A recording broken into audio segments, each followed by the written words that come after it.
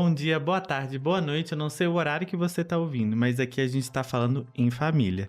Eu sou o Felipe Barcelos, sou advogado e eu tô aqui com Mariana Correia, advogada também e comentarista fofoqueira deste programa. Bom dia, boa tarde, boa noite, pessoal.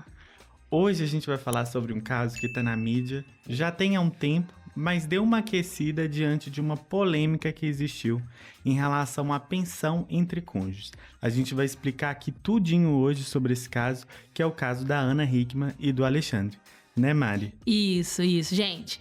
Lembrando que não é Alexandre de Moraes, não, tá? Que senão vocês vão tacar pedra na gente, que eu sei que tem quem ama e tem quem odeia. E é o Alexandre Correia, mas também não é meu parente.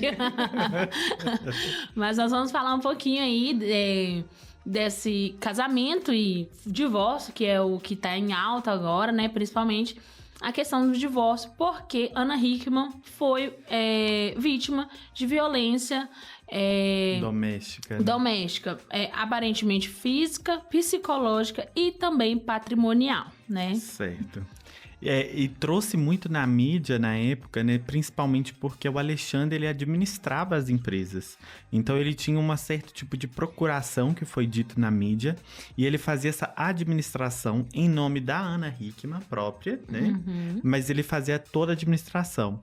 E aí começou a surgir várias questões, né, Mari? Por exemplo, a questão das dívidas que foram contraídas ali pelas empresas da Ana Hickman e que ela, né, em diversos meios, né, da mídia, enfim, ela colocou que ela não tinha conhecimento dessas dívidas, né, que foi essas o pior, dívidas, né? Exatamente, que essas dívidas elas tinham sido contraídas em função de uma má administração do Alexandre, que ela alega, Sim. que ela não tinha conhecimento, e que hoje acumula, assim, um valor exorbitante de dívidas, né, milhões que a gente tá falando, assim, chegou até penhorar, eu não sei se você se recorda a época, mas chegou até penhorar até a própria casa, aquela que saiu na mídia, né, que a sala era gigante, que ela tirava lá da escada. De 16 sofás. E aí penhorou aquela casa, então começou aquela problemática toda que estava ali envolvida. E aí surgiram várias dúvidas. Então hoje que a gente tá para esclarecer essas dúvidas, né? E eu conto com a sua colaboração para você pensar aí nas dúvidas, Mari. Claro. A primeira questão que me vem à cabeça é o seguinte, né? Que tá em alta aí. Eles têm um filho menor de idade, né? E, obviamente, vai ser definido um valor de pensão para esse filho. Para quem vai exercer de fato a guarda ou não, enfim. Nesse caso, como que é feito o cálculo dessa pensão? Principalmente pelo fato deles não só serem marido e mulher, mas também sócios de várias empresas juntas, né? Então, assim, o patrimônio deles estava todo ali enraizado, né? O patrimônio tanto de um quanto de outro. Como que funciona, né, nesse caso? Olha, Mari, primeiro a gente tem que pensar que o regime que foi optado por eles, né, que não foi tão optado assim, porque Ana Hickman, quando casou, ela era da separação obrigatória, porque ela era menor de idade. Então, há algumas questões de patrimônio que a gente vai conversar um pouco mais à frente. Mas, primeira coisa que a gente tem que pensar é que os bens da empresa, em tese, estariam em nome de Ana Hickman, até mesmo porque existia essa procuração. Então, em tese, Ana Hickman teria mais, entre aspas, né, patrimônio, porque a gente sabe que as dívidas são enormes, mas ela teria mais patrimônio que Alexandre. Quando a gente vai fixar, por exemplo, uma pensão alimentícia, a gente sempre tem que observar três requisitos, né, que a gente fala para a gente poder fazer essa fixação. Primeiro, a gente tem que olhar a necessidade daquela criança. Então, quais são as necessidades? Escola, escolar, alimento, né, para a criança se alimentar bem. Enfim, todos os gastos, né, eu digo até, por exemplo, o parquinho que você leva o seu filho é um gasto e o lazer também faz parte dos gastos daquela criança, né? A criança não fica somente em casa. Então, as necessidades a gente vai apurar. A gente tem que apurar a possibilidade daquele genitor que não ficará com a criança na sua residência para o pagamento da pensão. Mas é muito importante também que a gente se atente àquele que também ficará com a criança. Sim. Por quê? A gente tem uma máxima dentro do direito que vai juntar muito essas duas variáveis que eu disse, possibilidade e a necessidade da criança, que é a proporcionalidade. Sim. Então, se a gente está falando de proporcionalidade, a gente vai ter que verificar os dois cônjuges. Quem tem mais condições financeiras, contribui mais. Sim. Quem tem menos condição financeira, contribui menos. Então, o que foi colocado, né, assim, que saiu na mídia, é que o valor, inclusive, que foi fixado da pensão alimentícia do Alexandrinho, né, que eles chamam, ou do Alezinho. É Alezinho, Acho que é Alezinho, né? Alezinho, é porque ele é Alexandre Júnior, alguma coisa isso assim. mesmo. E aí, essa pensão de 4.500, que foi fixado para o Alexandre Correia pagar, observou esse critério, né, assim, de todas as necessidades, e às vezes, né, a gente pode considerar aí que um padrão médio de pensão que a gente vê dentro do judiciário foge-se um pouco dessa realidade, mas é a realidade daquela família. Não dá para se comparar, né, uma família, por exemplo, de uma renda mais baixa, por exemplo, com a mesma renda que Alexandre Correia e Ana Hickman. O padrão de vida é diferente. Sim, sempre que eu fazia minhas conciliações, né, que eu já comentei aqui, eu sempre falava assim, gente, um pai que recebe um salário, ele não vai pagar a mesma coisa que um pai que recebe 10 salários, né? Exatamente. Não tem que comparar. Então, é a mesma coisa, eu falo assim, eu vou comparar a pensão do Neymar com a pensão do José das Couves? Não tem como, né? E é importante até essas questões, eu não sei como que você tratava isso nas conciliações, mas essa questão da fixação da pensão sempre é uma coisa que as pessoas discutem muito no judiciário. Sim. Porque não...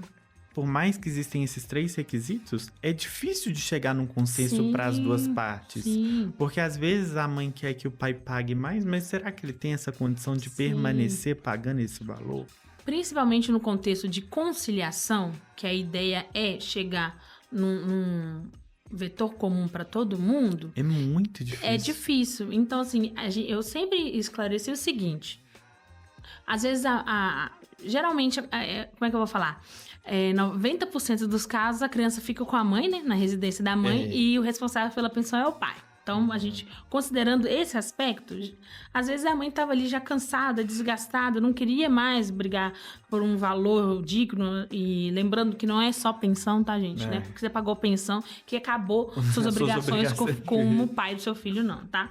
Mas a mãe, às vezes, ali desgastada já com aquela situação, falava assim, o que ele pagar tá bom. E, ao contrário, também tinha, assim... outras mães, não, porque eu quero tanto, porque eu pago isso, porque eu pago aquilo, não que ela não tenha razão, mas eu sempre que chegava nessas duas situações, eu gostava de pontuar o seguinte, olha, não adianta nada você aceitar algo aquém, só para você resolver esse problema aqui agora, né? Às vezes aceitava, sei lá, 10% do salário mínimo, 15% do salário mínimo.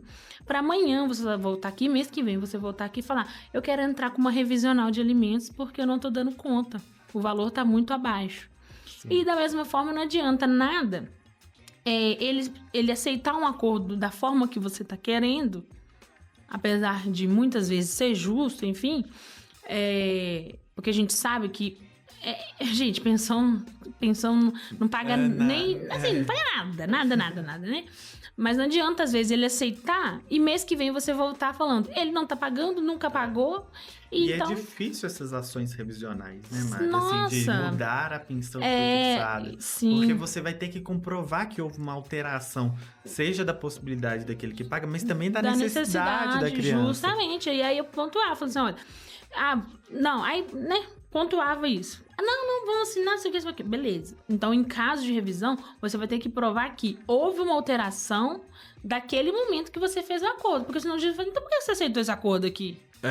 Exatamente. Né? Porque um mês atrás fazia sentido, hoje não faz mais. Né, gente? E a gente não pode ficar carregando o judiciário com situações que podem ser resolvidas, né? E às vezes foi uma má decisão sua. Isso, né? E foram esclarecidas, né? Então a gente sempre fiz questão de deixar muito claro isso dentro da conciliação, porque se a ideia é desjudicializar, né, esses tipos de ações...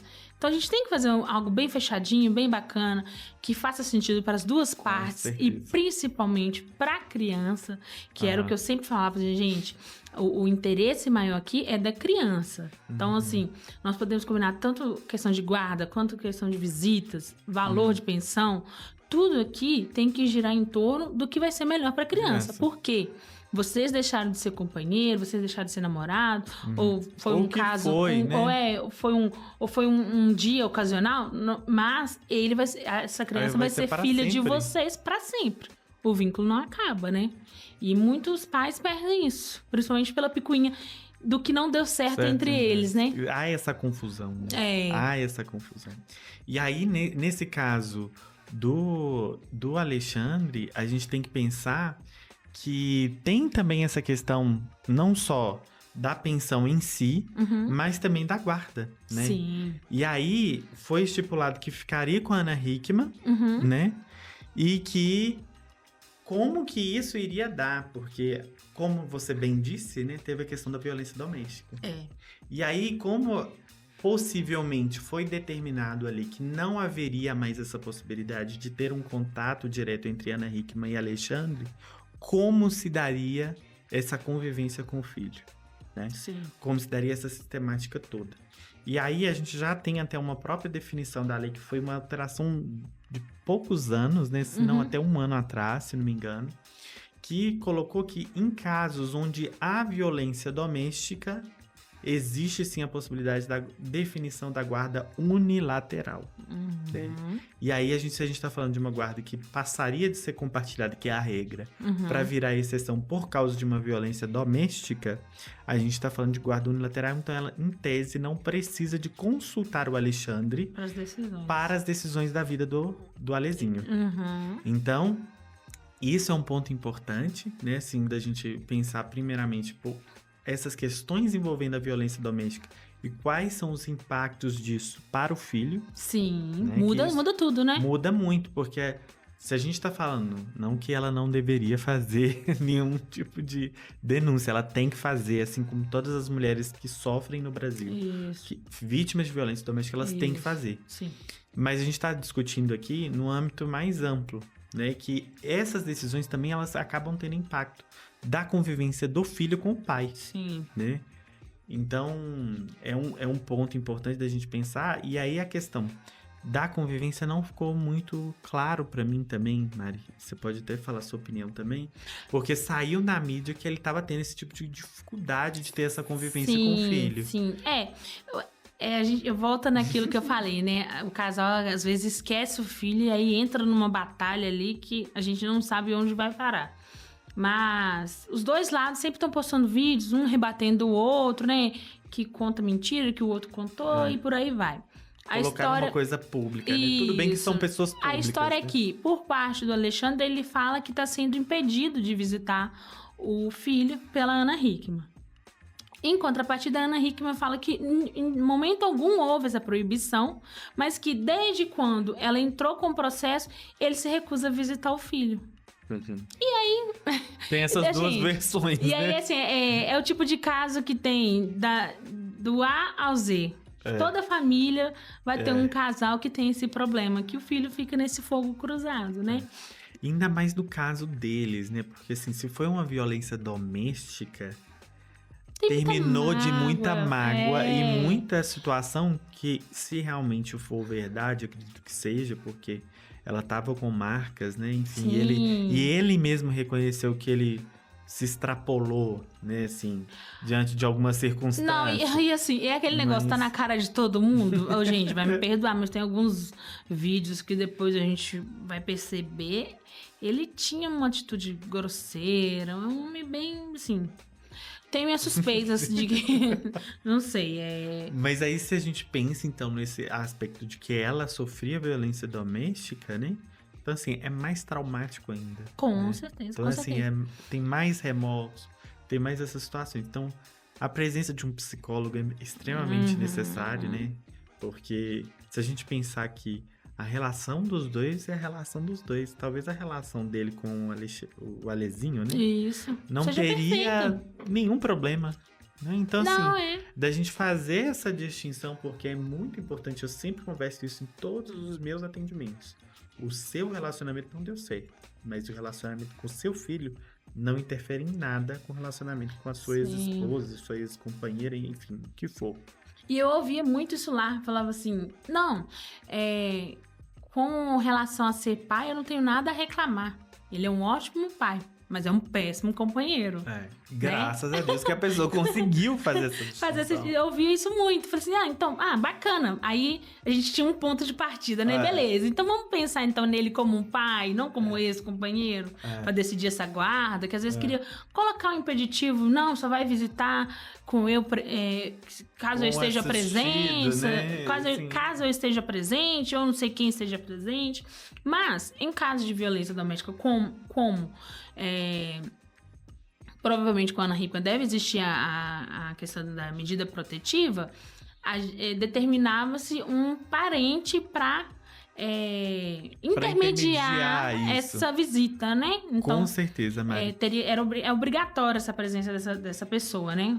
Como é que funciona melhor? O que acontece? Quando existe essa limitação, como a gente faz nos processos? A gente geralmente coloca um terceiro indicado, né, pela vítima, de preferência geralmente é um indicado pela vítima, e indicado também pelo agressor, mas que há um consenso, né, de que aquela pessoa ali é interessante. E aí quando se define essa pessoa fica colocada ali como preferencial.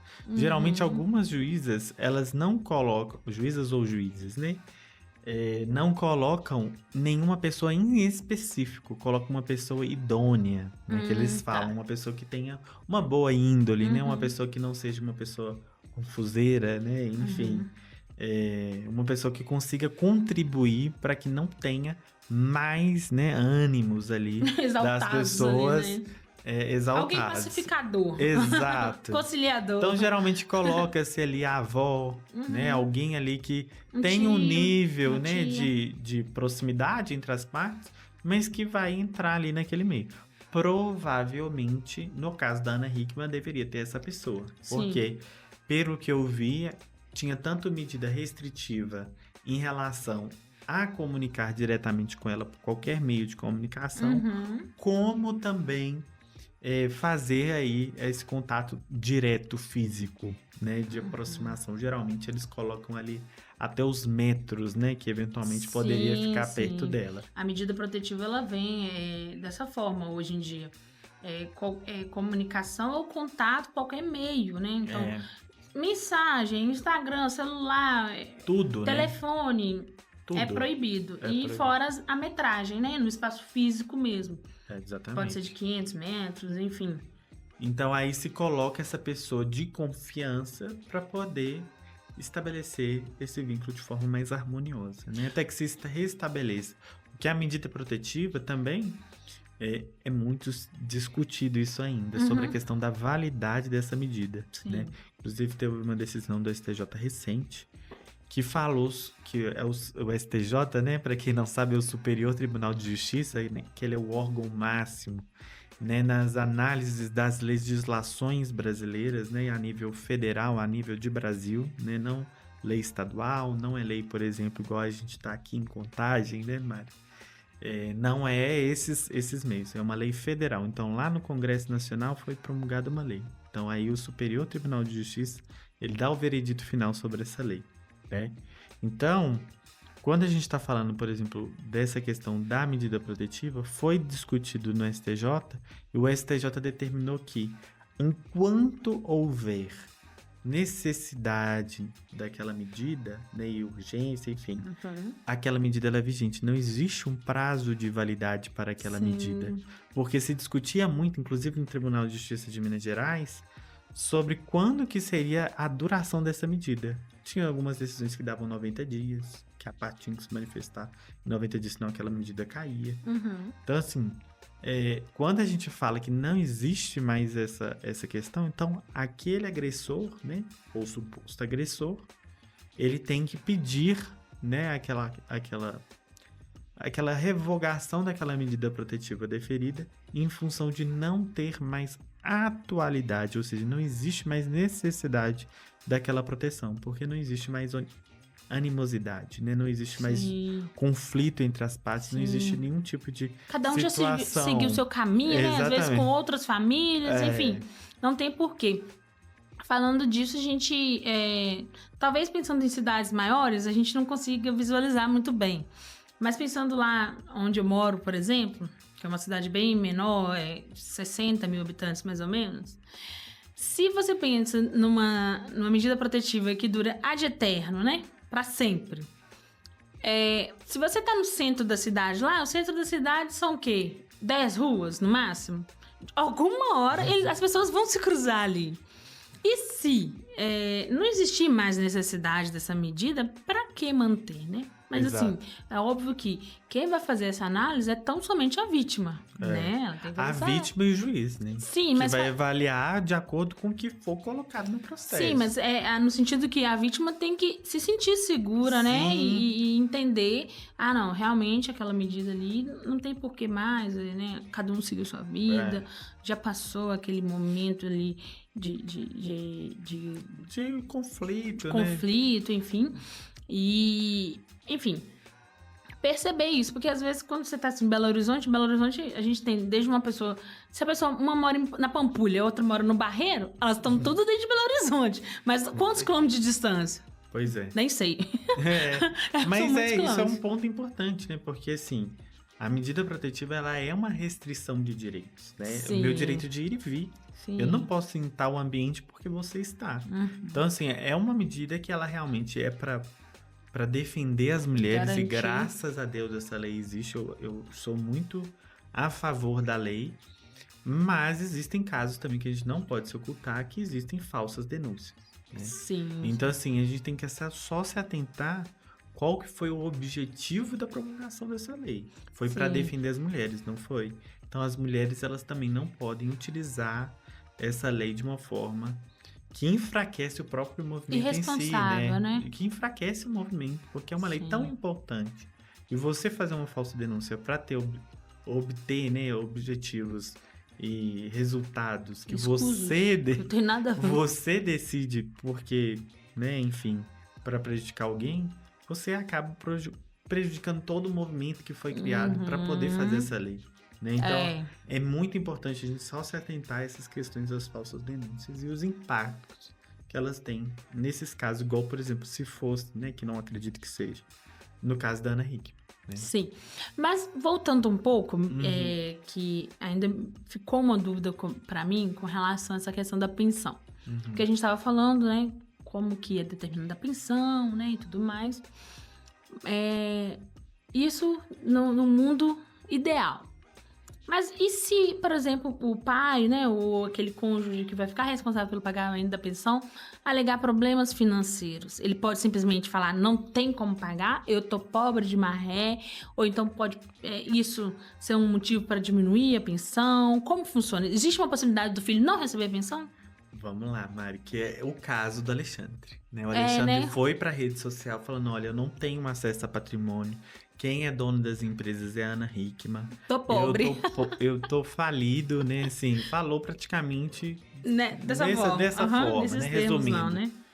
Então, assim, se ele está alegando que ele não tem condições, é a mesma coisa que eu já ouvi de um juiz, Mari. Eu achei isso, assim, excepcional, o juiz que falou. Que o pai, eu tava defendendo, né, a criança ali e a mãe no eventual divórcio. E aí o pai tava falando, olha, eu não tenho condição, eu não vou poder pagar porque eu tô desempregado, eu não tenho renda, eu não tenho nada. Como assim? Eu vai ser fixado um valor, se eu não pagar eu vou ser preso. Enfim, muro de lamentações. E aí, o que o juiz fez? Ele falou assim, olha, fulano, seu filho para de comer? Seu filho para de ir para a escola? Seu filho para de ter material escolar? Seu filho para de ir para um cinema? Ele não vai de sapato, ele não... Então, assim, seu filho vai ter gasto. Não tem como você não ser fixado de algum valor em função disso. Então, isso aí não é uma desculpa para mim. Agora, quando o juiz ele foi fixar, ele olhou esses critérios que eu falei inicialmente com você. Então, ele vai olhar a necessidade da criança e vai olhar a possibilidade daquele que paga. Então, se a renda daquela pessoa tá muito abaixo, então, provavelmente, por mais que as necessidades daquela criança sejam altas, ele vai fixar dentro da possibilidade do pai. Não tem como ele fugir disso, né? Então, é triste dizer, mas a criança ela tem que viver dentro da realidade financeira da mãe, mas também a realidade financeira do pai, né? Por mais que a gente saiba que tem alguns casos que há uma ocultação de bens, enfim, uma série de circunstâncias. Isso é complicado, né? Mas ignorando essa questão da ocultação, a criança ela tem que viver nos dois padrões, né? Então, assim, no caso do Alexandre, considerando, né, que ele está falando realmente a realidade, o juiz não vai deixar de fixar uma pensão, mas ele vai olhar qual que é a renda do Alexandre, nem que seja por quebra de sigilo bancário, enfim, análise de extratos bancários, cartão de crédito, enfim, qualquer situação nesse sentido. E aí vai verificar, olha, o valor que você vai conseguir pagar sem nenhum tipo de prejuízo, né, a você também, porque ele também come, ele também mora, Sim. ele também tem as necessidades básicas dele. Então o juiz vai fixar um valor dentro de uma realidade financeira daquele pai. Não vai deixar de pagar, mas vai ser fixado dentro de uma possibilidade daquele pai. E aproveitando esse gancho, né, você me faz lembrar um daqueles 3 requisitos que você falou, que é o último, a proporcionalidade. Exato. Né? Porque a gente, considerando que isso que ele falou é verdade, então a Ana Hickman tem um patrimônio muito maior do que o dele. Exatamente. E aí, então, o valor da pensão vai ser influenciado também por causa disso? Com né? Então, certeza. assim, quem fica com a criança, no caso, tem uma renda maior de quem teria que pagar a pensão. Sim. Então, isso vai influenciar. Com certeza, Mari, porque se você pensar, se for realmente verdade o que o Alexandre está falando, ele não tem condição de manter o mesmo padrão de vida que a Ana Hickman tem. Então, se a Ana Hickman realmente quer que o filho dela viva sobre o padrão de vida dela, não tem como ela forçar uma pessoa que, se realmente for verdade o que o Alexandre está falando, dele inventar patrimônio ou enfim... Dá seus pulos. Dar os seus pulos, não tem como, né? Então, assim, ela vai ter que arcar com uma maior parte, porque ela tem maior renda, se for verdade o que ele está falando, gente. Então, assim, se a gente pensar dessa forma, Ana Hickman, ela vai pagar muito mais por causa do padrão de vida que ela tem e por causa do patrimônio que ela tem. Né? Enquanto o Alexandre, se ele realmente estiver falido, né, tiver uma situação financeira difícil, a contribuição dele vai ser menor. Isso sem sombra de dúvida. Inclusive, sobre o fato dele estar falido, a gente entra no ponto mais polêmico, que foi que saiu recente, né? Sim. A tal da pensão lá, que ele pediu pra ela. E foi deferido, né? O juiz autorizou, né? É uma pensão diferente, né? É uma pensão entre cônjuges. Exatamente, ex-cônjuges. Como é que funciona essa pensão aí? Porque, assim, vamos lá. De fato, eu não sei em que ponto está a jurisprudência, né? Assim, os entendimentos atualizados em relação a isso. Mas, de fato, assusta quando você fala que uma mulher vítima de violência doméstica ainda assim tem que pagar pensão para o seu ex-cônjuge, né? Então, eu entendo a revolta de algumas pessoas e também fico assim, gente, a justiça tem que atualizar e talvez, né?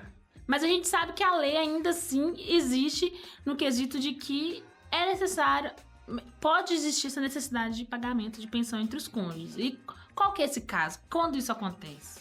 Então, os alimentos, né, compensatórios, que a gente chama, eu gosto desse termo, compensatórios, é porque você vai compensar aquela pessoa ali por um desequilíbrio econômico. Né? Então, assim, a juíza que olhou o caso, ela não avaliou essa questão da violência, porque não é um critério que a juíza da vara de família vai analisar. Né? Claro que a Ana Hickman, por exemplo, se ela tivesse sofrido essa violência doméstica, enfim, qualquer coisa desta forma, ela poderia ingressar com uma ação de indenização, né? Ou compensação pelos danos morais sofridos. Então ela poderia reaver isso de outra forma. Mas quando a gente está falando em divórcio, a juíza ela vai analisar, olha, teve um desequilíbrio econômico? Teve. Porque, assim, se a gente analisar friamente, né, eu não estou analisando esse critério da violência, né? Enfim, a juíza tem que analisar de forma objetiva, ela não pode trazer Mais um anseios critério, dela. né? Enfim, ela como pessoa não pode decidir de forma contrária à lei. Então, se houve esse desequilíbrio, porque se realmente for verdade, e acredito que seja, porque senão a juíza não deferiria, né? A gente espera que ela tá decidindo de forma imparcial, né? Sem nenhum tipo de problema. Esse desequilíbrio, diante de uma questão da empresa, que a Ana Hickman ficou com todas as administrações, né? Ela retomou as empresas, inclusive nomeou outras pessoas, né? Então, assim, o Alexandre, ele foi esvaziado, porque por mais que a gente nem entenda que pode ser uma possibilidade de uma violência doméstica, ele administrava as empresas. Então, quando ele é retirado disso, o que acontece? Fica esse vazio das questões econômicas de Alexandre. Então, quando a juíza defere isso, é justamente por causa desse desequilíbrio. Pode ser que o percentual que ela fixou foi meio absurdo ou não? Não sei. Porque isso aí a gente não vai conseguir saber, porque é um processo Só que quem tem tramita acesso em segredo de de justiça. que tudo foi nas provas, né? As provas. O que a Ana Hickman falou, né? A gente pode ter com base nisso que foi em torno de 15 mil reais. Sim. Né? E ela falou exatamente isso que você está falando. É um absurdo. Eu sofri violência patrimonial, violência física, violência de todas as formas, e eu ainda sou obrigada a pagar pensão para o meu agressor. Né? Então, essa questão toda envolvida fica difícil, né? Porque é uma questão até meio impopular essa decisão. Mas é uma decisão que eu costumo muito a dizer, porque tem algumas decisões que o judiciário ela dá, que elas são impopulares, mas elas são técnicas. Sim. Então, é difícil de você conseguir dosar isso e agradar a todos. Sim, então, se eventualmente a juíza não decidisse dessa forma, poderia que ele recorresse.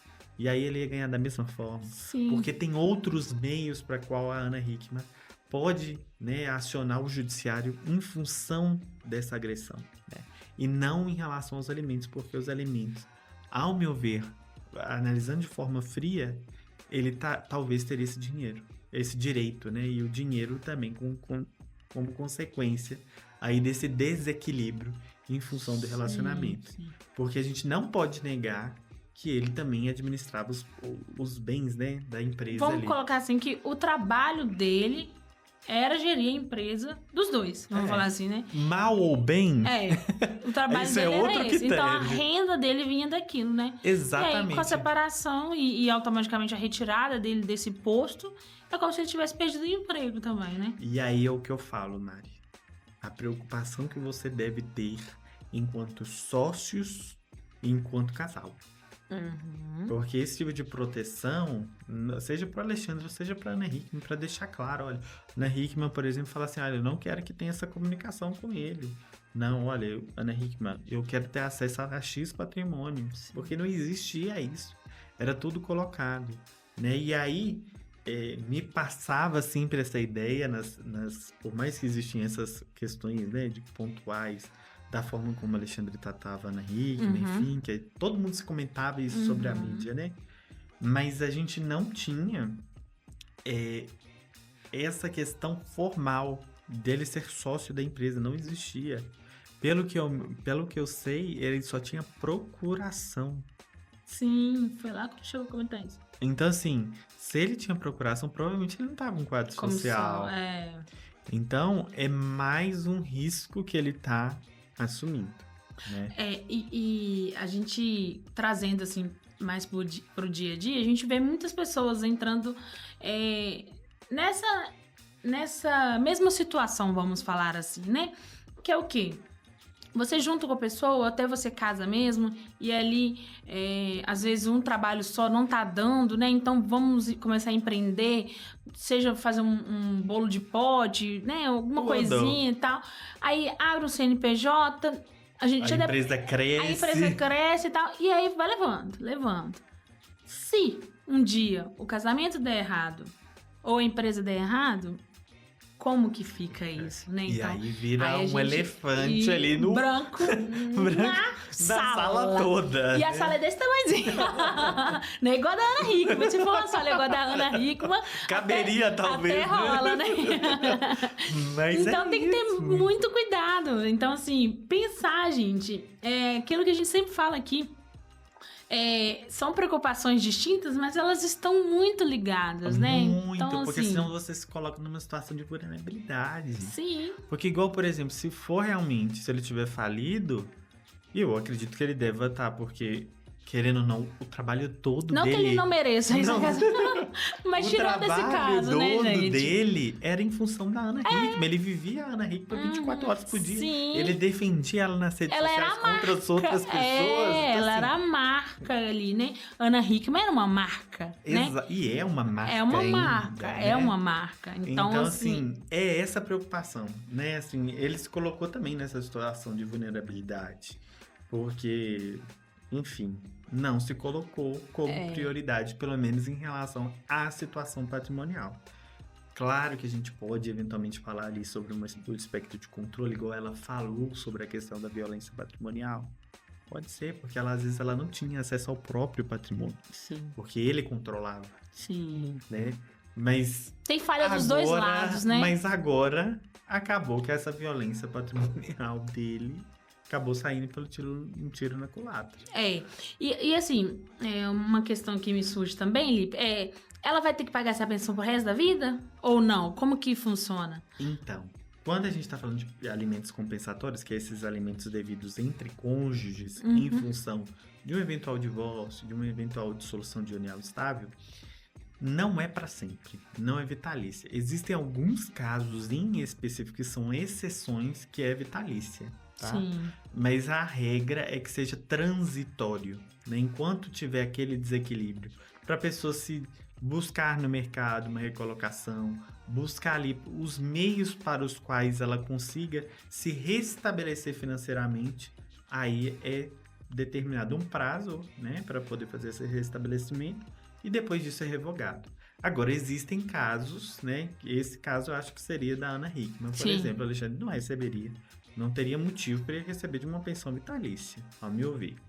Mas, por exemplo, se a gente pensar naquelas donas de casa, né? Por exemplo, quase 80 anos, 65 anos. Casada há mais de 50 anos. Nunca teve uma profissão, sempre ficava em casa, cuidando dos filhos e tudo mais. Naquele trabalho invisível, né? Exatamente. E aí você fala, olha, eu quero divorciar. E a única fonte de renda dessa família é o pai. Né? Ou, enfim, a pessoa que ela decidiu construir a vida. E aí, como que fica essa pessoa depois? Então, é nesses casos que o judiciário tem defendido, né, e deferido essa pensão vitalícia. Né? Porque como que você vai falar de colocação de mercado de uma pessoa de 80 anos? Não é etarismo aqui, mas é uma pessoa que nunca teve formação.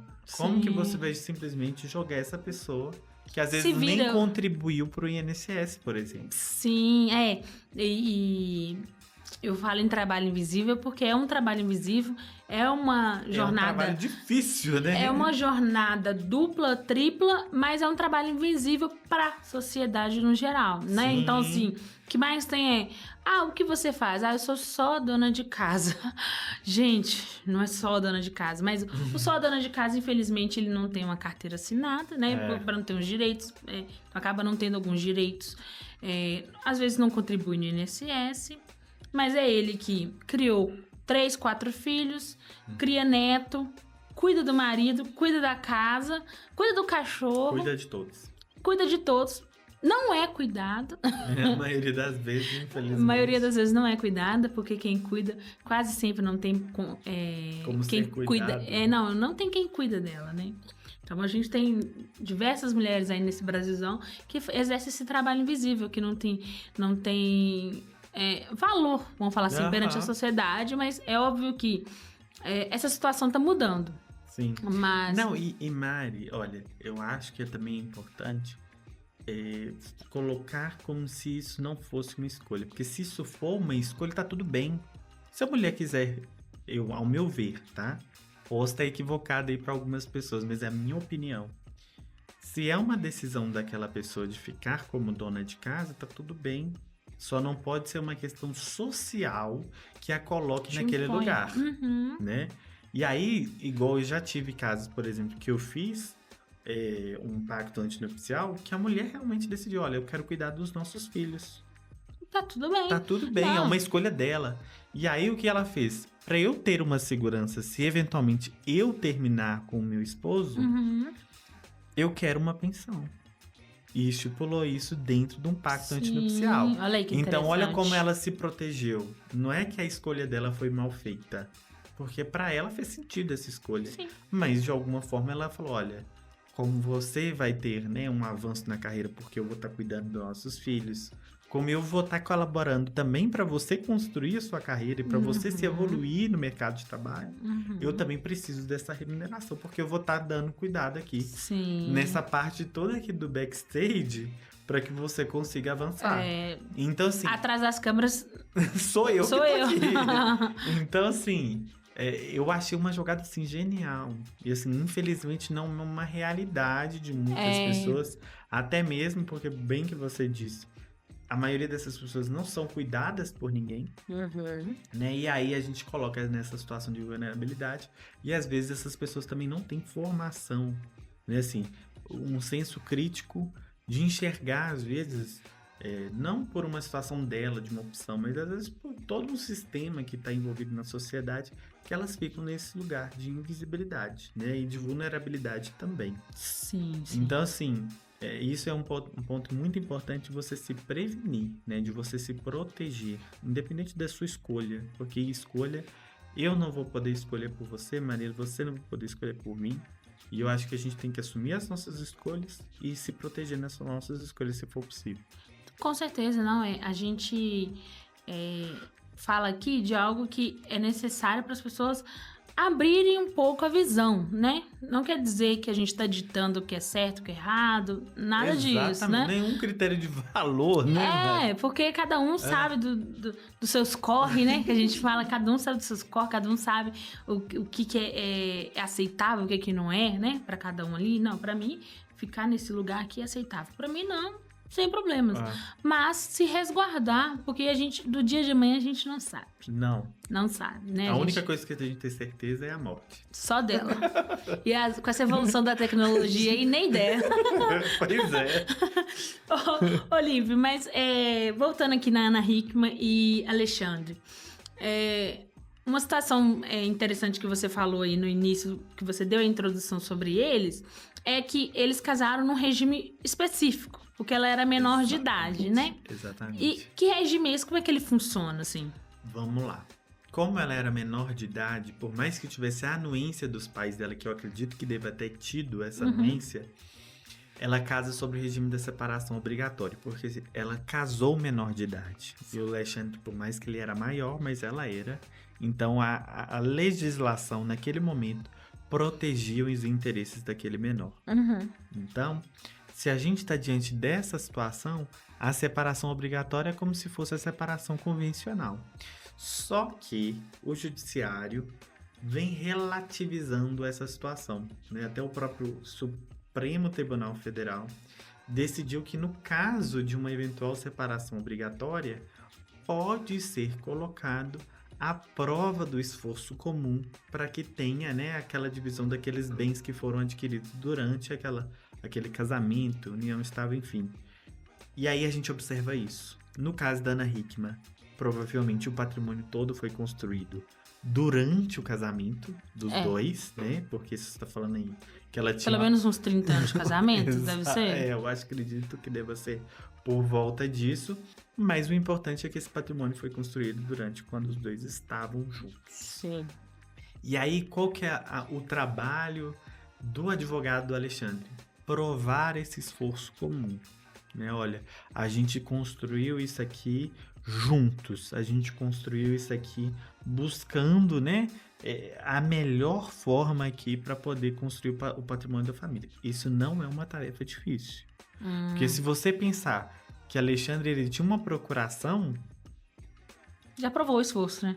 Ele administrava as empresas. Então ele vai ter ônus e bônus. Porque se ele também pleitear o direito nas empresas, ele também vai ter que pagar as dívidas. Né? Porque as dívidas também foram contraídas. E aí, hoje, a gente teria que também avaliar como que está no contrato social. Então, às Na vezes, entrada de novos sócios naquela empresa, existe previsão no contrato social das empresas que foram constituídas para a Ana, no caso de entrada de novos herdeiros? Ou de entrada em eventual divórcio? Não sei, né?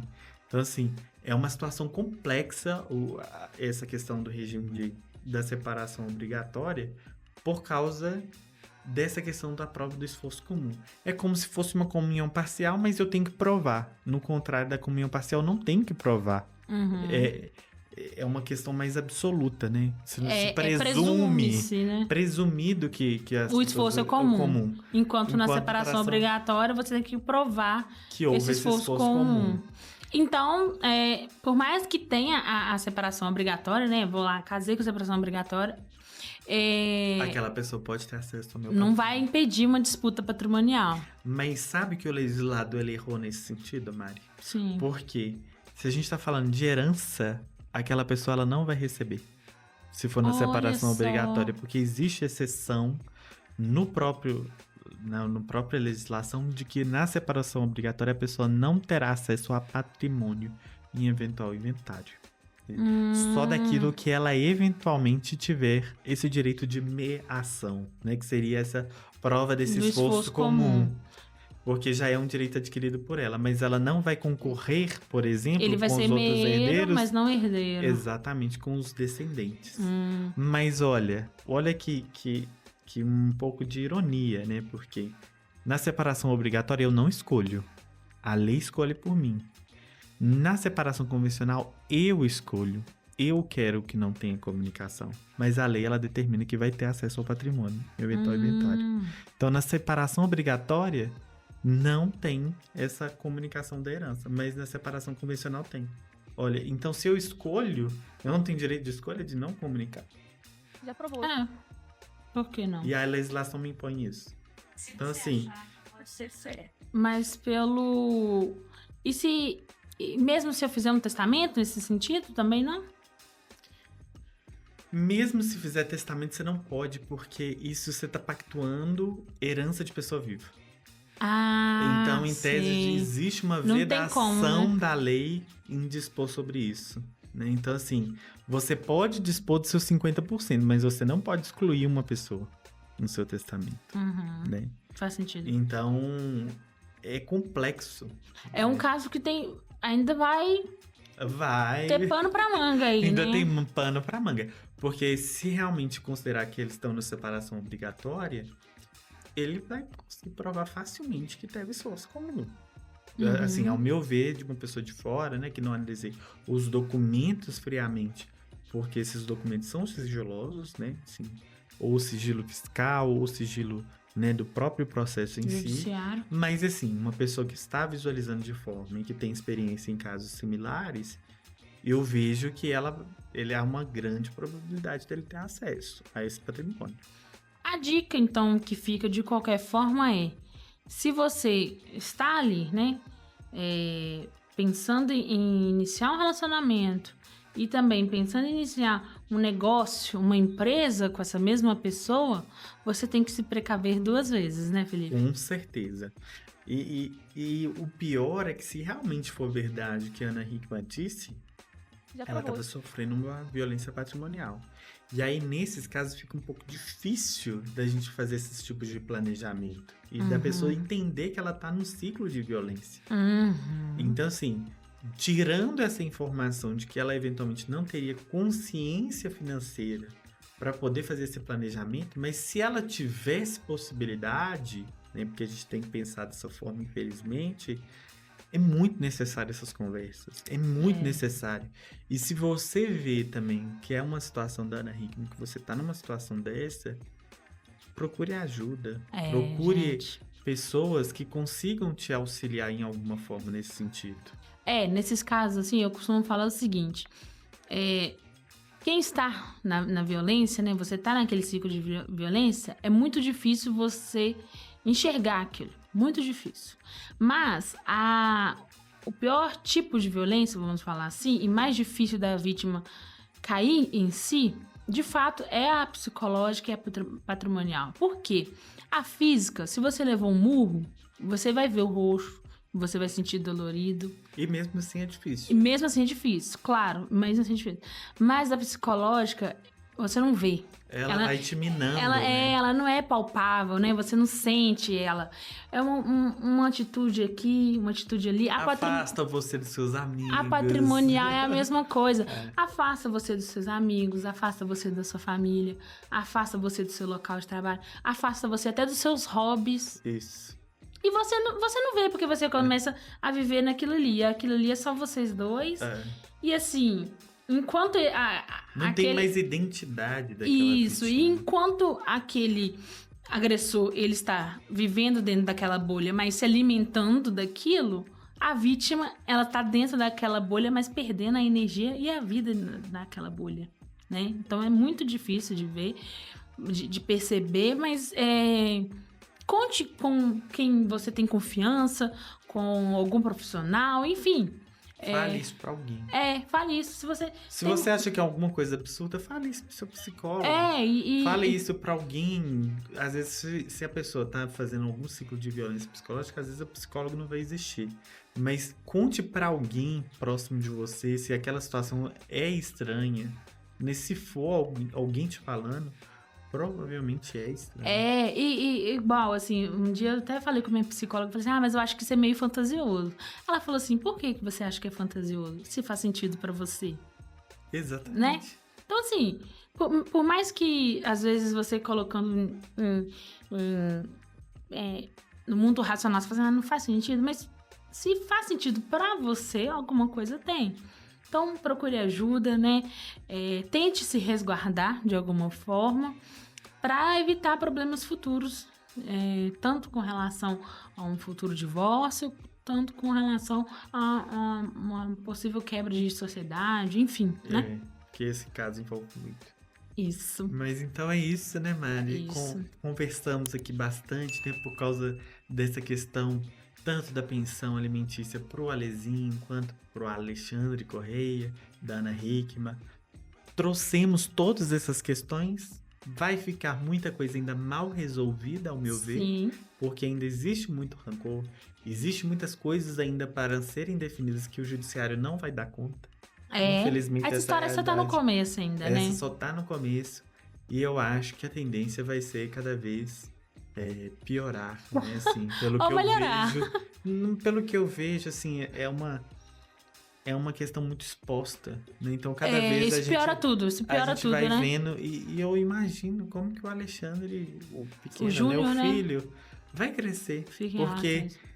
gente, hoje, infelizmente, rede social, elas são ótimas, né? Mas elas também ficam aquele vídeo ali ad eterno. Então, aquela criança vai ter acesso a esse vídeo. Uhum. Os coleguinhas da escola vão ter, por Não, exemplo, e isso ele já né? deve estar sabendo, porque os coleguinhas devem comentar isso na escola. Uhum.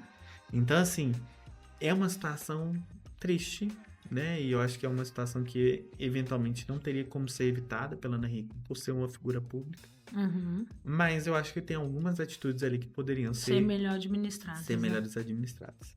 Mas então é isso. Deixe seus comentários, falem o que vocês acham sobre essa questão da Ana Hickman. Curta aqui, Comentem. gente.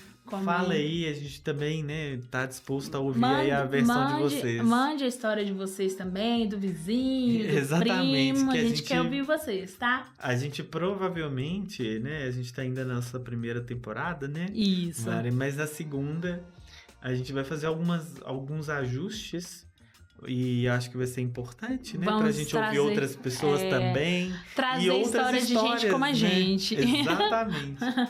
E pra ver se também fazem sentido aí pra vocês. Mas E- muito obrigado. E esse aqui é o Falando em Falando em Família. Tchau. E muito obrigado. Tchau.